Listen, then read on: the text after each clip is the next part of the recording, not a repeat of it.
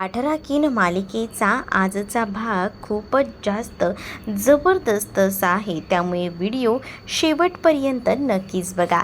चला तर मग आजच्या आपल्या भागाला सुरुवात करूया. सगळ्यात आधी आपण पाहतो की इकडे जी सुलक्षणा आहे तिने आता सांगितलेलं असतं प्राजक्ताला की बघ, तुझ्याकडे चान्स आहे, तुझ्याकडे संधी आहे, त्या संधीचं तू सोनं करू शकतेस. तुला मी 20 लाख रुपये देते. या 20 लाखामध्ये तुला लवकरात लवकर आहे ना स्वतःच्या मनाचा विचार करावा लागणार आहे, कारण मला असं वाटतं की तुझ्या फायद्याचं हे असणार आहे. तू अलोकचा स्वीकार कर, तुझ्या नावापुढे अलोकचं नाव लाव, मग काय सगळ्या काही गोष्टी ठीक होतील. बघ, एकदा जमतंय का हे सगळं करून. मग आता अलोकचं नाव जर तू लावलंस ना तर तुझ्यासाठी सगळं सोपं होऊन बसेल, हे सुद्धा म्हटलेलं असतं. तेच प्रीती आता हे सगळं लांबून पाहत असते. प्रीती विचार करत असते की काय चाललंय ह्या लोकांचं, म्हणजे हे लोक कधी थांबणार आहेत हे सगळं करण्यापासून. मला ना काहीच कळत नाही आहे. नक्कीच ना काहीतरी गडबड आहे. हिला एवढं सगळं बोलूनही ही अजून इथून का बरं जात नाही आहे, हा मोठा प्रश्न आता पडलेला असतो. तेच आता दुसरीकडे पाहायला मिळत असतं की प्राजक्ता आता सुलक्षणावर ओरडते आणि सुलक्षणाला म्हणत असते की तुम्हाला काय वाटतंय की तुम्ही माझ्यासाठी हा जो काही मोठा खड्डा खणून ठेवला आहे त्यामध्ये मी पडेन का. तर हा तुमचा भ्रम आहे. मी काही झालं ना तरी तुमचं ऐकणार नाही. मला तुमचं ऐकून घ्यायचंच नाही आहे मुळात. कारण आहे ना ह्या सगळ्या काही गोष्टी ज्या आहेत त्या मी ओळखून आहे. मला असं वाटलं होतं की खरंच ना तुम्ही स्वाभिमानी असाल, म्हणजेच मला माझा विचार तुम्ही करत असाल, पण नाही, तुम्ही तसा विचार करतच नाहीत. तुम्ही जर माझा विचार केला असताना तर या सगळ्या काही गोष्टी घडल्याच नसत्या. तुम्ही फक्त स्वतःचा विचार करताय आणि स्वतःचा विचार करूनच तर ना तुम्ही आता इथपर्यंत पोचलेला आहात. म्हणजे शेवटी तुम्ही बिझनेसवुमन आहात ना, मग तुम्ही तसाच विचार करणार बरोबर, असंही आता ती बोलत असते. तेच आता माझं काही चुकलं आहे असं मला वाटत नाही, असं सुलक्षणा बोलते. सुलक्षणा सांगत असते की तुला एवढी चांगली ऑफर देते, जी ऑफर तुला कोणीही दिली नसती. मग त्या ऑफरमध्ये तुम्ही माझ्या आयुष्याचा सौदा करू पाहताय. या गोष्टी तुम्ही कशा काय विसरू शकता. म्हणजेच मला ना मुळात हे समजतच नाही आहे ते तुम्हाला कसं काय वाटू शकतं की मी हे सगळं काही सहज म्हणून ॲक्सेप्ट करेल. नाही, काही झालं ना तरीसुद्धा मला ह्या गोष्टी मान्य होणार नाहीत. मला मुळात ना हे सगळं काही ॲक्सेप्टच नाही आहे. तुम्ही माझ्या आयुष्याचा अक्षरशः बाजार मांडू पाहताय आणि तुम्हाला असं वाटलं का की हे सगळं मी सहज म्हणून स्वीकारेल. तर नाही. दुसरीकडे आता पाहायला मिळत असतं की दोघंही जण गाडीने चाललेले असतात. काही झालं तरी अडवायचं हे मात्र आता ठरत असतं, पण कसं थांबवायचं हे काही आता आरवला समजत नसतं. आणि त्यामुळेच ना आरव जो आहे तो पुरेपूर त्याला जमतील तेवढे प्रयत्न करत असतो. आलोक मात्र आता गाडी फास्ट चालवत असतो आणि आलोक जेव्हा आता गाडी फास्ट चालवत असतो तेव्हा आरव मुद्दामून ना त्याची मजा घेत असतो आणि त्याला म्हणत असतो की कसलं भारी वाटतंय यार, खरंच ना हा सुंदरीवर फिरायची मजाच ना काही वेगळी आहे बघ, असंही आता तो बोलत असतो आणि आलोकसोबत मस्त अशी ड्राईव्ह एन्जॉय करत असतो. आणि जेव्हा हे सगळं काही त्याचं सुरू असतं ना तेव्हा मात्र आता आलोक त्याला म्हणत असतो की जरा नीट बस, शांत बस, असं बोलून त्याला आता शांत करत असतो. तेच दुसरीकडे मात्र आता पाहायला मिळत असतं की सुलक्षणाच्या समोर ना आता प्राजक्ता उभी असते. प्राजक्ता सुलक्षणाला म्हणत असते की मला माहिती आहे ना की नेमकं काय आहे आणि काय नाही ते. म्हणजेच ना तुम्ही शेवटीच्या आहेत त्या बिझनेसवुमन आहात. बिझनेसवुमनना कधीही ना फक्त स्वतःचाच विचार करते. तिला माणुसकी वगैरे काहीसुद्धा नसते. याही गोष्टी मला कळतात आणि म्हणूनच मग तर मी तुम्हाला हे सगळं काही सांगत आहे ना. म्हणजे तुम्ही माझा जो काही विचार करता, एवढे दिवस मला असं वाटत होतं की तुमच्यात माणुसकी शिल्लक आहे, पण नाही, तुमच्यात माणुसकी नाही तर तुम्हाला हे सगळं हवं होतं. यासाठी तुम्ही या सगळ्या काही गोष्टी केल्या. याचं एकमेव कारण मला आत्ता कळते. असंही आता इकडे असणारी प्राजक्ता ही सुनावत असते सुलक्षणाला आणि सुलक्षणाला ती थेट बोलते की काही झालं ना तरीसुद्धा ना मी आता हे ॲक्सेप्ट करणारच नाही आहे. मला काहीसुद्धा झालं तरी नको आहेत तुमचे हे पैसे. मी माझं असंच जगेन. तुमचा मुलगा जो मला समोर बघतो तो मला कसा काय उभा करू शकतो? मुळात त्याला मला समोर बघितल्यानंतर त्रास होतो. तो आकाशतांडव एक करतो आणि तरीसुद्धा तुम्ही आता मला या सगळ्या काही गोष्टी सांगताय. असंही बोलून आता ती खूप जास्त अशी चिडलेली असते. आणि जेव्हा ती अशी चिडून बोलत असते ना, तेव्हा मात्र आता इकडे असणारी जी सुलक्षणा आहे ती शांतपणे ऐकत असते. पण खूपच जास्त जो काही राग आहे ना, तो आता आलेला असतो प्राजक्ताला. आणि म्हणूनच प्राजक्ताला तो सगळा राग जो आहे तो अशा पद्धतीने काढत असते. प्रीती आता त्या दोघींचंही बोलणं ऐकू पाहत असते की नेमकं ह्यांचं चाललंय तरी काय बोलणं. म्हणूनच ती आता वाकून वाकून बघत असते. तेच प्राजक्ताने आता सरळ म्हटलेलं असतं की तुमचा मुलगा जो आहे ना तो मला ॲक्सेप्ट करत नाही आहे. मला समोर बघितलं तर माझ्यासमोर तो सगळं काही तोडफोड करतो आहे. त्याला मी डोळ्यासमोर नको आहे आणि त्या मुलासोबत मी लग्न करू. तुम्हाला असं वाटूच कसं शकतं की त्या मुलासोबत मी लग्न करेन म्हणून? हा विचारच तुम्ही कसा काय करू शकता? किती मोठी चूक करताय तुम्हाला कळतं आहे का? असंही आता बोललं जात असतं. आणि जेव्हा या सगळ्या काही गोष्टी बोलल्या जातात ना, तेव्हा मात्र आता खूपच जास्त चिडचिड होत असते. आणि तेव्हाच ना एवढी चिडचिड होत असते ना सुलक्षणाची, तरीसुद्धा ती शांत बसते. मग आता सुलक्षणा या सगळ्या गोष्टी शांतपणे ऐकते. तर दुसरीकडे आता प्राजक्ता खूप जास्त सुनावलेलं असताना निघालेली असते. सुलक्षणा जशी निघते ना तसं मात्र आता इकडे लोक आणि आरव आलेले असतात. तर आरवला ना तिकडनं प्राजक्ता जाताना दिसते. जशी त्याला आता प्राजक्ता जाताना दिसते ना तसं तो आता इकडे तिकडे बघत असतो. आणि तेव्हाच त्याच्या लक्षात येतं की प्राजक्ता रडत जात आहे आणि तिच्या डोळ्यामध्ये पाणी आहे. हे सगळं काही आता बघितलेलं असतं. आणि जेव्हा या सगळ्या काही गोष्टी तो बघतो तेव्हा त्याला वाटतं की काहीतरी गडबड झाली आहे. मग आता तो विचार करतो की तिला विचारायला तर हवंच, पण इकडे आलोकला जर ती दिसली तर पुन्हा एकदा प्रॉब्लेम होईल हेही आता माहिती असतं. आणि म्हणूनच मग आता तो विचार करतो की नाही, ह्याला ना काही झालं तरीसुद्धा काही ज्या गोष्टी आहेत त्या कळायला नकोत. म्हणूनच मग आता तो हळूहळू का होईना तिथे आता उभा असतो आणि त्याला मुद्दामून सांगतो की माझ्या पायाला चटका लागला म्हणून. तो सुद्धा सायलेन्सरचा. मग तो आता आवाज करू लागतो. आणि जसा तो आवाज करत असतो ना तसं मात्र आता या सगळ्या काही गोष्टी ज्या आहेत आलोकला खऱ्या वाटू लागतात. आलोक जो आहे तो मात्र आता म्हणत असतो की काय झालंय तुला? त्रास तर होत नाही आहे ना? असं बोलून सुद्धा तो आता विचारत असतो. आणि जेव्हा या सगळ्या काही गोष्टी तो विचारतो ना तेव्हा मात्र आता इकडे सुलक्षणाने जे जे काही म्हटलेलं होतं ते सगळं काही आता त्रासदायक असतं. आणि त्या सगळ्या गोष्टी आता प्राजक्ताला आठवत राहतात. प्राजक्ताला जेव्हा ह्या सगळ्या काही गोष्टी आठवतात तेव्हा मात्र आता खूपच जास्त तिला त्रास होत असतो. आणि तिने एकूण एक गोष्ट जी सुनावलेली असते ना ती सगळी काही आता आठवू लागते. आणि जेव्हा या सगळ्या काही गोष्टी तिला आठवतात तेव्हा तिला जाताना त्रास होतो. तिला असं वाटतं की तिच्या समोर ना आता आरव येऊन नाही तर आलोक येऊन उभा आहे. आणि आलोक तिच्या समोर तिला धावत येताना दिसतो. त्यामुळे तिला अजूनच आता त्रास होऊ लागतो. ती आता विचार करते की हे सगळं काही काय होऊन बसलेलं आहे. कारण तिच्यासाठी या सगळ्या काही गोष्टी ज्या आहेत ना त्या खूप जास्त अशा डिफिकल्ट होत्या. त्यातच समोरून तिला आता आलोकचा भास होऊ लागतो की आलोक आला आहे म्हणून. आलोकचा जसा आता तिला भास होतो ना तशी आता ती इकडे तिकडे पाहू लागते. तिच्या समोर उभा होता तो म्हणजे आता आरव. आरव तिच्या समोर उभा असल्यामुळे ना आता काहीच कळत नव्हतं की काय करावं ते. आरव समोर उभा होता आणि आरवला ती म्हणत होती की तुम्हीच आहात ना. मग तो म्हणतो की हो मीच आहे का, काय झालं. तेव्हा ती म्हणत असते की काही नाही. मग तुला काय झाले मला सांगशील का, तू रडत का आहेस ते, असंही आता तो तिला विचारत असतो.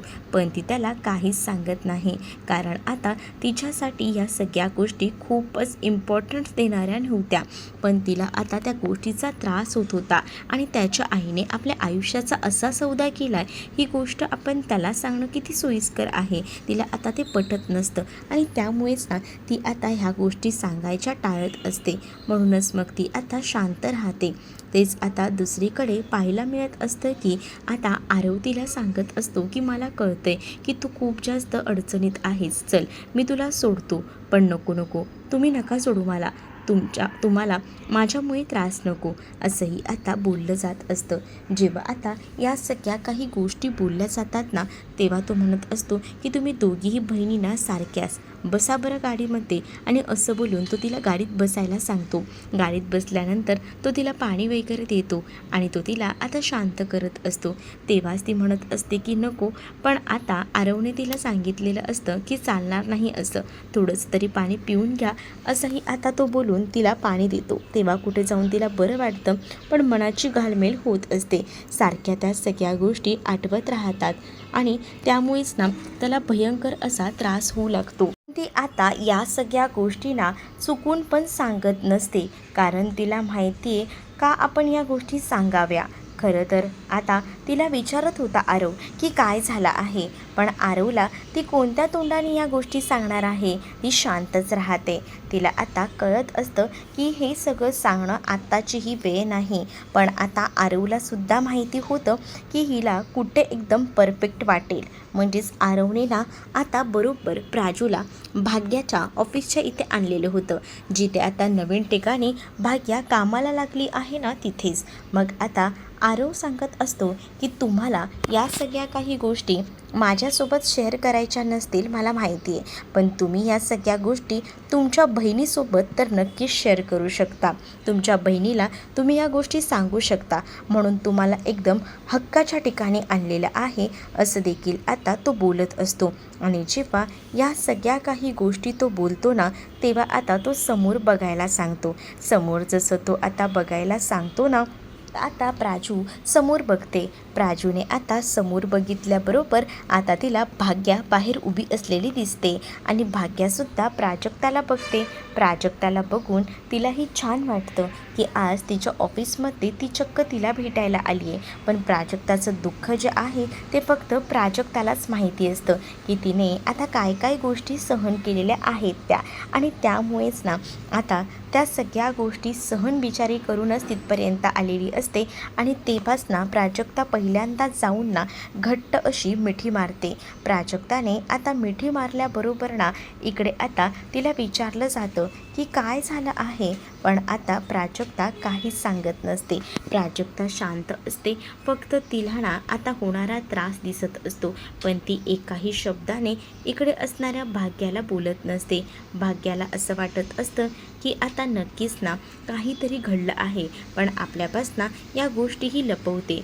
पण तेव्हाच इकडे आता प्राजू खोटं कारण सांगू लागते. प्राजू आता सांगत आता आपल्यावर काय वेळ आली आहे ना, त्यामुळेच ना मला ह्या सगळ्याबद्दल ना त्रास होतोय.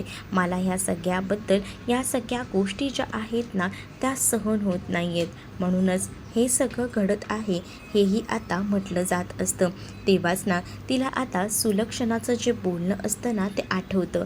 सगळ्या काही गोष्टी कानावर सतत पडत असतात आणि जेव्हा या सगळ्या काही गोष्टी कानावर पडू लागतात ना, तेव्हा मात्र आता ती विचार करते की काय करू, या सगळ्याबद्दल बोलू का, पण बोलू तरी कसं बोलू, हाही विचार मनामध्ये येऊ लागतो. पण आता ती ठरवते की नाही, आता जर मी सगळं काही भाग्याला सांगितलं तर भाग्या या सगळ्याचा जाब विचारायला नक्कीच जाणार, ते सुद्धा सुलक्षणा मॅडमकडे. आणि सुलक्षणा मॅडमकडे जर ही गेली तर प्रॉब्लेम होईल, कारण भाग्याचा स्वभाव हा प्राजक्ताला माहिती होता. भाग्या काही शांत बसणाऱ्यातली नव्हती आणि त्यामुळेच ना आता मात्र काय करावं आणि काय नाही ना काही सुधरत नव्हतं. सगळं काही ती शांतपणे सहन करायचा प्रयत्न करत होती. तेच दुसरीकडे आता पाहायला मिळत असतं की भाग्या प्राजक्ताला म्हणत असते की काय होतंय तुला, कसला त्रास होतोय, तू जर बोलली नाहीस तर कसं कळणार आहे. प्राजक्ता विचार करते की नको, आपण जर आता बोलायला गेलो तर त्रास होईल म्हणून ती खोटं सांगते. मग तेव्हाच ना आपल्या घराबद्दल तुला काळजी वाटते, या गोष्टी मला कळत आहेत, पण नको काळजी करूस, सगळ्या काही गोष्टी ठीक होतील, थांब जरा. मग आता मीही विचार करत होते की लोन काही करू का, पण लोन कसं होणार आहे. नाही लोनचं काहीच करता येणार नाही, कारण पर्सनल लोनचा विचार केला होता, पण मी नुकतीच जॉबला लागली, त्यातच तुलाही माहिती आहे की कौस्तुभ दादाची नोकरी गेली आणि मग आपण होईल सगळं ठीक चांगलं, थोडा वेळ घालवूया मग होईल. पण आपण दोघी असताना ना तर काहीच होऊ शकत नाही, म्हणजे आपल्यावर कोणतंही संकट येऊ शकत नाही, हे तुलाही माहिती आहे. म्हणजे आपल्याला आपले बाबा नेहमीच म्हणतात माहिती आहे ना की दोघी जर सोबत असल्या तर कोणत्याही संकटाला सामोऱ्या जाऊ शकू. मग आता या सगळ्याचा त्रास तू स्वतःला का करून घेतेस, नको रडूस, असं बोलून ती आता तिला शांत करत असते. तेव्हा कुठे जाऊन आता इकडे प्राजक्ताला बरं वाटत असतं, पण सुलक्षणाचा मात्र इकडे खूपच जास्त असा संताप होत असतो. सुलक्षणाचा संताप वाढत चाललेला असतो, कारण आहे ना जी मुलगी जिच्याकडनं तिला अपेक्षा होती की ही आपलं सगळं ऐकेल, त्याच मुलीने आज तिला खूप जास्त असं सुनावलेलं होतं. जे काही सुनावलेलं होतं ना त्यामुळेच ना आता हा सगळा काही प्रकार जो आहे तो दिसत होता. आणि त्यामुळेच दुसरीकडे आता अंबिका येते. अंबिकाला तिथे आता पडलेला ना आता चेक दिसतो. अंबिका आता म्हणत असते की हे सगळं काय आहे, म्हणजेच आता या सगळ्या काही गोष्टी तुम्हाला कशा काय भेटल्यात, मग हा चेक ती घेऊन नाही गेली आहे का, असंही आता विचारलं जात असतं. मग तेव्हाच ना नाही, तिने चेक नेला नाही आहे, नेमकं काय झालं, ती काय बोलून गेली ते तरी मला सांगा ना, असं देखील आता म्हटलं जातं. ती काय बोलून गेली, काय सांगू तुला, तिने मला काय काय गोष्टी सुनावल्या आहेत त्या, मग काय झालं आहे तुम्ही आम्हाला सांगितलं नाही तर कसं कळणार आहे, हेही आता बोललं जात असतं. मग आता जेव्हा आता या सगळ्या गोष्टी बोलल्या जात असतात तेव्हा मात्र आता सुलक्षणाला अंबिकाला सगळं काही खरं सांगावं लागतं. ती आता सांगू लागते की तिने 20 लाखांचा चेक लाथाडला, तिने माझ्या आलोकला नकार दिला आणि ती अशीच निघून गेली.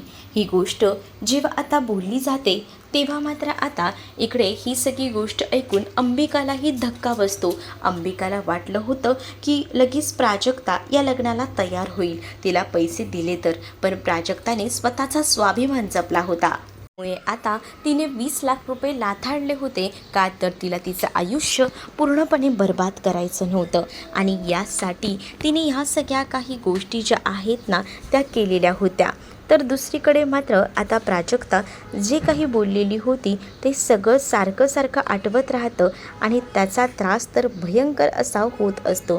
तेच दुसरीकडे आता भाग्या प्राजक्ताला समजावत असते.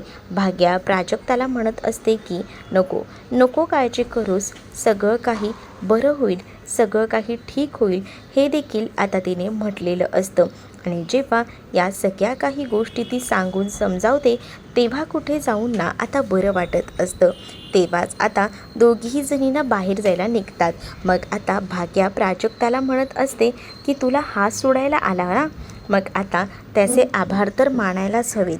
मग आता तू एक काम कर, तू आपली स्कूटी काढ, तोपर्यंत मी त्याला थँक्यू बोलते, कारण तसा ना तो आहे चांगला, असंही आता तिने म्हटलेलं असतं. मग आता या सगळ्या काही ज्या गोष्टी आहेत त्या जेव्हा आता ती बोलते तेव्हा मात्र प्राजक्ताच्या मनात जी धाकधूक सुरू असते ती फक्त तिलाच माहिती, कारण आता तिला ह्या सगळ्याचा त्रास होतोय, ती कोणत्या तोंडाने सांगणार आहे, कारण तिला माहिती असतं या सगळ्यामुळे भाग्या नक्कीच काहीतरी तांडव करेल. मग आता तिकडनं प्राजू गाडी काढायला निघत असताना भाग्या तिचा हात धरून तिला पुन्हा थांबवते आणि तिला विचारते, तू माझ्यापासून काही लपवत तर नाही आहे ना. नाही मी काहीच लपवत नाही आहे, असंही आता बोललं जात असतं. मग तेव्हाच ना इकडे आता ती म्हणते की चल आपण निघूया. मग आता त्या दोघीही जणी जात असतात. तेच आता इकडे ना भाग्या जी आहे ती मात्र तिथे उभ्या असलेल्या गाडीत बसलेल्या त्या आरवला हाताने इशारा करते हाताने जसा ती आता इशारा करते ना, तसं मग आता आरवही तिला आता हातानेच थोडासा असा का होईना इशारा करू लागतो. आता तिथे ती लोकं बसलेली असतात. तेच आता ते लोकांचं कन्व्हर्सेशन जे आहे ते सुरू असतं. तेव्हा दुसरीकडे आता पाहायला मिळत असतं की या सगळ्या ज्या काही गोष्टी आहेत ना, त्या सुलक्षणाला खपत नसतात. सुलक्षणाने आता सगुणाला कामाला लावलेलं असतं आणि सांगितलेलं असतं की पहिल्यांदा जायचं आणि सगळी इन्फॉर्मेशन काढून आणायची की तिचे मामा कोणत्या हॉस्पिटलमध्ये ह्या सगळ्यासाठी उपचार घेत आहेत, त्याची माहिती काढून आणायची. हेही आता सांगितलेलं असतं आणि त्यांना कशी औषधं भेटणार नाही ना, याचीसुद्धा सोय करायची, हेही आता म्हटलेलं असतं. मग तेव्हाच इकडे मामांना त्रास होत असतो. कौस्तुभ औषधं आणायला गेलेला असतो, पण औषधं काही भेटलेली नसतात. त्यामुळेच आता कळत नसतं की काय करावं आणि त्यामुळेच ना आता मामी जी आहे ती थोडी टेन्शनमध्ये येत असते. ती म्हणत असते की औषधं तर कुठेच भेटत नाही आहेत. प्राजक्ताला टेन्शन येतं. प्राजक्ताला वरतून ना आता मामी हेही बोलते, आज घरात एकतर पाणीसुद्धा नाही आहे. मग आता प्राजक्ताला वाटतं की नक्कीच काहीतरी गडबड आहे. तिला सुलक्षणाचं बोलणं आठवतं. तर तुम्हाला हा भाग कसा वाटला आहे कमेंटमध्ये नक्कीच सांगा.